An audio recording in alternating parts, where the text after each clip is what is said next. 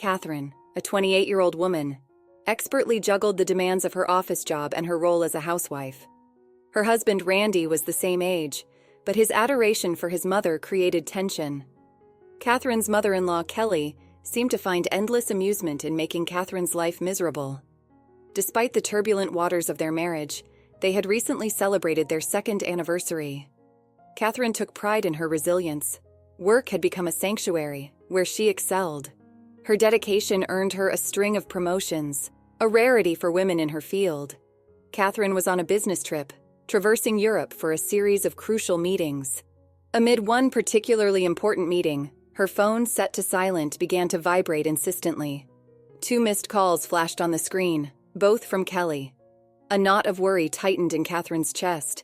What in the world is going on? I hope nothing bad has happened. The urgency of the calls compelled her to excuse herself from the meeting. As she stepped aside to return the call, Kelly called again. "Hello, Catherine. Where are you right now?" Kelly's voice crackled through the phone, laced with irritation.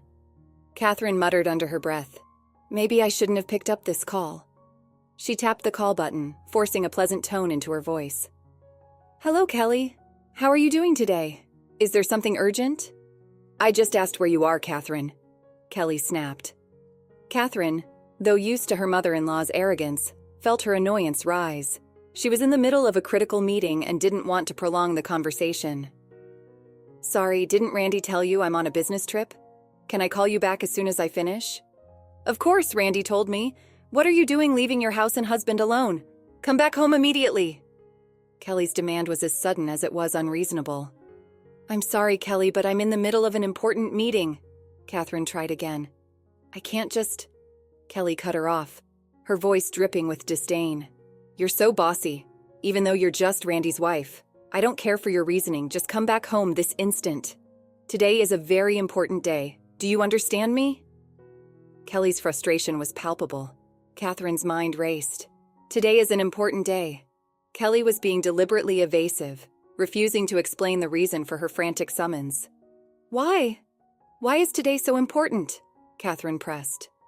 Kelly's voice took on a smug tone. "We're going to celebrate my 60th birthday today." Catherine was taken aback. Kelly's birthday wasn't supposed to be until the end of the month. They had planned a surprise celebration at a nice restaurant, a plan that had been agreed upon by both Randy and Kelly. The audacity of it all, to demand Catherine return on a weekday, in the middle of her business trip, for a birthday that wasn't even supposed to be for weeks, was staggering. Kelly's bullying tactics were becoming increasingly unbearable. "As I said before, I'm on a business trip right now, so I can't come home," Catherine stated firmly. "Oh, how funny," Kelly scoffed. "Because I called Randy earlier today, and he said he would take the day off from work for me. All of the relatives will be there. Only you, Catherine. Work, work, work. You're so cold. What do you think of your own husband's parents?" Catherine knew if she let Kelly continue, the tirade of sarcastic insults would never end. Still trapped in the meeting, Catherine couldn't afford to stay on the phone. "I'm sorry, but I can't go to your 60th birthday celebration, no matter what you say," she informed Kelly. Kelly's sarcasm evaporated. She took a deep breath, her voice laced with icy finality. "Well then, I won't recognize you as family at all. You don't have to come back home at all. It's a divorce. Randy was too good for you to begin with." Without a pause for breath, Kelly unleashed a torrent of hurtful words. Catherine was furious, her heart pounding with anger and hurt. But she refused to give Kelly the satisfaction of a rebuttal. "Oh yes, okay. I'll talk to you when I get home. I'm sorry, but I'm afraid I have to leave." Catherine's voice was flat, devoid of emotion. "What's with that attitude? I told you not to come back. I'll talk to Randy myself." With that final barb, Kelly hung up. Exhausted from the encounter, Catherine returned to the meeting with a heavy sigh. 2 days and several more meetings later, Catherine finally made her way home. The anger and frustration she felt towards her mother-in-law filled her thoughts, blotting out the memories of her travels. As she opened the front door, she called out, "I'm home." A weary voice answered, "Welcome back." She slipped off her heels, leaving her luggage by the door, and walked into the living room. There, amidst a mountain of cardboard boxes, stood Randy, sweat beading on his forehead as he frantically sealed the boxes with duct tape. "What's with all the boxes?" she asked, her voice laced with confusion. Randy looked up, his expression defeated. "They're all your belongings." Catherine's heart sank. Randy explained that Kelly had indeed held her 60th birthday celebration, without Catherine. She had regaled everyone with tales of Catherine's neglect and arrogance, painting herself as the victim. To top it off, she had announced her intention to force a divorce and send Catherine back to her parents' house, deeming her unworthy of her son. Catherine wasn't surprised. This was classic Kelly. "And then what happened?" she asked, bracing herself. "So your mother told you to get a divorce, and you agreed to it?" Randy's shoulders slumped further. "No, I didn't exactly agree to it, but she told me to pack up your stuff, and I didn't have any other choice but to do so. What can I do about it?" His voice trailed off into a defeated mumble. "What does that mean, you didn't argue with your mother? Does that mean you're okay with the idea of getting a divorce?" Randy explained that his father, Peter, had also advised him to comply with Kelly's wishes. "If Kelly gets in a bad mood, I'll have a hard time, so you better listen to what she has to say." So, he had readily accepted the divorce. Catherine was stunned. What in the world is he doing, accepting the divorce so easily? What is it with Randy's family? A father who is controlled by his wife and a son who adores and obeys his mother. No one seems to want to take my side. As Catherine stood there, speechless and dumbfounded, Randy pleaded with her, his eyes filled with a desperate plea. "What my mother says is absolute. It's just until her mood is back to normal and things cool down. Yes, it's just a sham. This divorce is a sham. I'll come for you when things cool down." Catherine wished he would use those pleading eyes on his mother. How is it that a big man like Randy is so seriously afraid of his mother? Oh my gosh, there is no way to save you. She almost felt a wave of self-loathing, wondering what she had seen in this man to make her marry him. But then, a thought struck her. Wait a minute, maybe this is a good chance for me to think about it. Even if she stayed with Randy, Kelly would continue to torment her, always holding the threat of divorce over her head. Maybe I was very lucky to get a divorce from Randy without much trouble.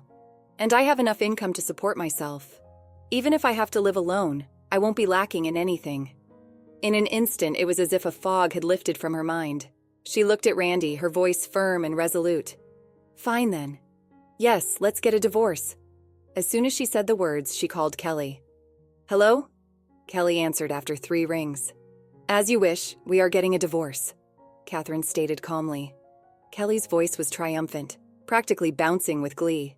"Yes, please go away. Get out of Randy's house. You finally figured out that you're not good enough for Randy, didn't you? I am so relieved.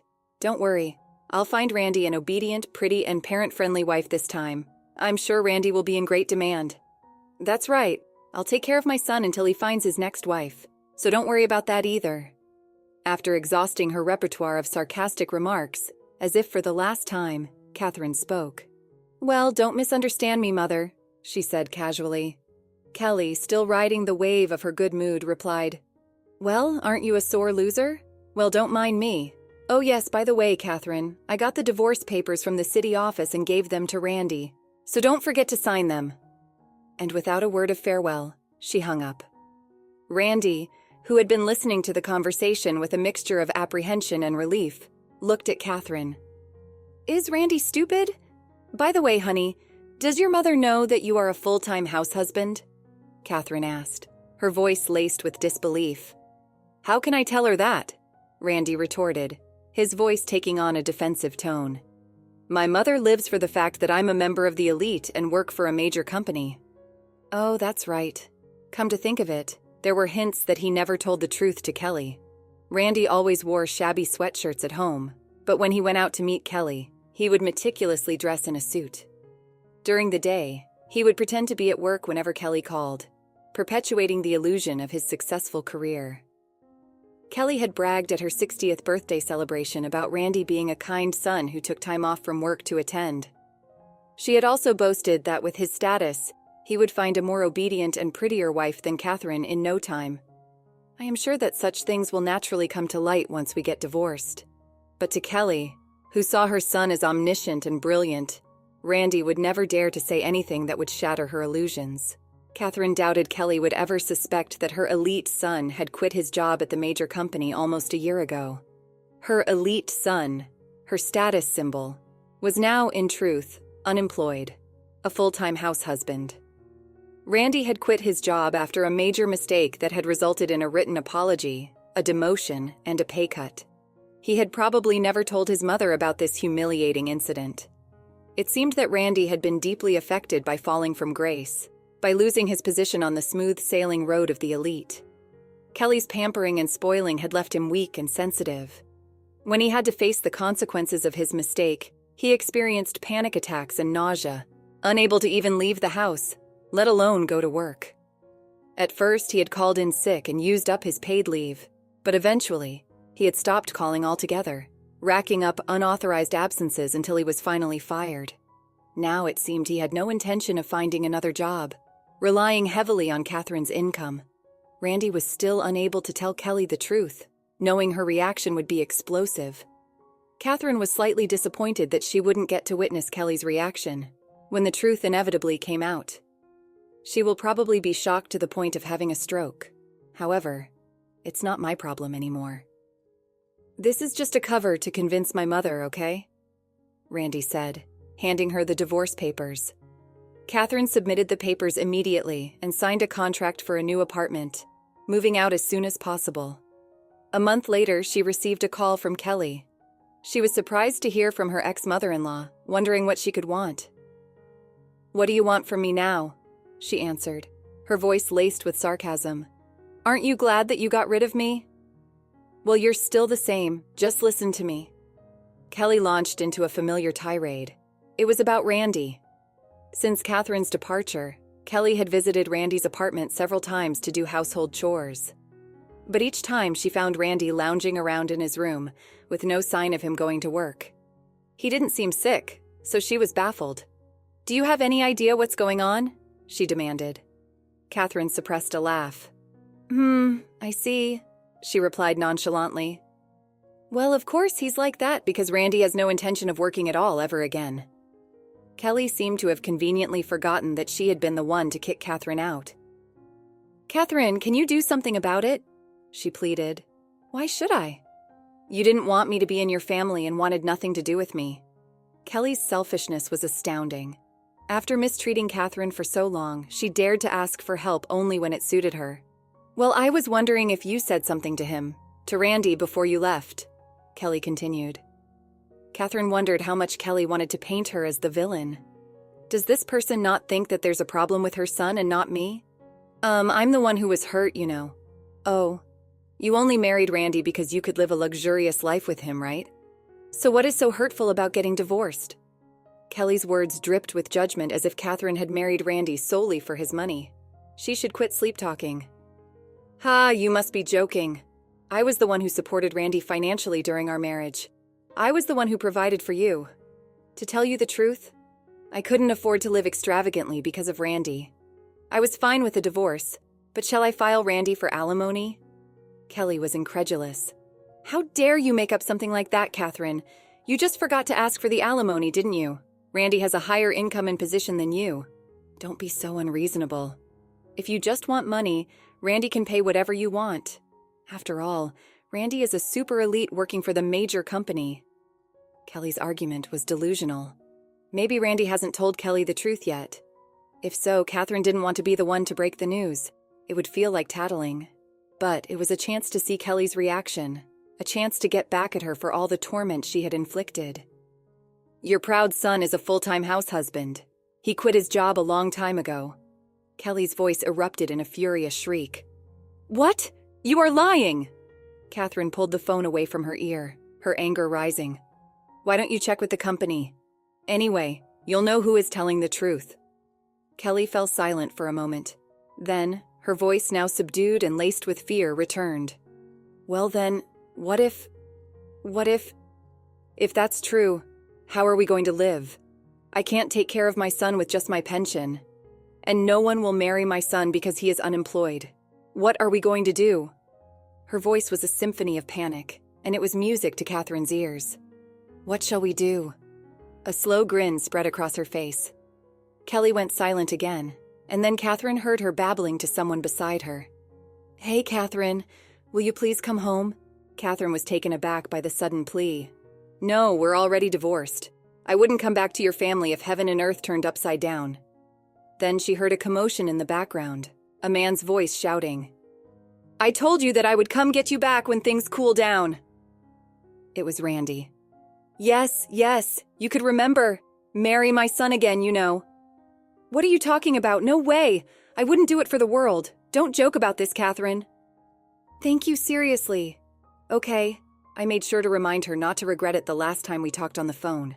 And I don't want to be involved with a son who loves his mother too much, or have any more toxic mother-in-law relationships ever again. I did what you told me to do, so could you please stop changing your mind so much? But there's a bit of a verbal jousting thing going on here. It's not like you take my words this seriously. You've been talking back to me with a nonchalant look on your face no matter what I said, haven't you? I didn't think you'd divorce my son, you know. It seemed Kelly hadn't expected such a firm refusal. Well, I was just putting up with it, Catherine retorted, her anger resurfacing. Besides, Randy packed up my stuff and kicked me out without any of my say in it. She lashed out, reminding Kelly of her cruel actions. You see, that was just a prank. Kelly tried to downplay the situation. Prank, huh? I think it's even worse than that. Catherine was disgusted by Kelly's attempts to trivialize her pain. She glanced at her watch, realizing it was almost 1 p.m. Her lunch break had been wasted on this futile conversation. Kelly, are you done now? What, Catherine? What did you say? Kelly's voice had taken on a saccharine tone, as if a sweet voice could erase her past behavior and elicit a favorable response. Catherine was not fooled. I'm going to hang up now. I have another meeting in a few minutes. I have to look over some documents. As she pulled the phone away from her ear, she could hear Kelly's frantic pleas. Wait, Catherine. Hey, Catherine, say something. Then she heard Kelly berating Randy. Randy, you didn't do it right, and this is what happened. In the end, Kelly probably blames others for everything that doesn't go her way. It makes me sick just listening to her. Catherine mercilessly pressed the end call button and blocked Kelly's number. Later that day, Randy contacted her, persistent in his pleas to get back together. Seeing an opportunity, Catherine asked her lawyer to pursue alimony. Randy's family, perhaps intimidated by legal action, immediately paid the alimony in a lump sum. It seemed the money had been advanced by Catherine's ex-in-laws. This, in turn, had caused friction between Randy and his parents, who were now constantly hounding him to find a job. I wonder where the former elites have gone. It seemed Randy had moved back into his parents' house, unable to afford the rent on his apartment. He blamed his parents for the divorce, and it seemed they were all living off their pension and retirement savings. Like parents, like children. They seemed to be blaming each other for each other's sins and refusing to reflect on their actions. Catherine had heard rumors that they were planning to apply for welfare. I hope that the government will make an effort to correct Randy's family's personalities while they still can, because it is impossible to be selfish with the government. As for Catherine, her proposal for the business trip had been accepted, and a new major contract had been signed.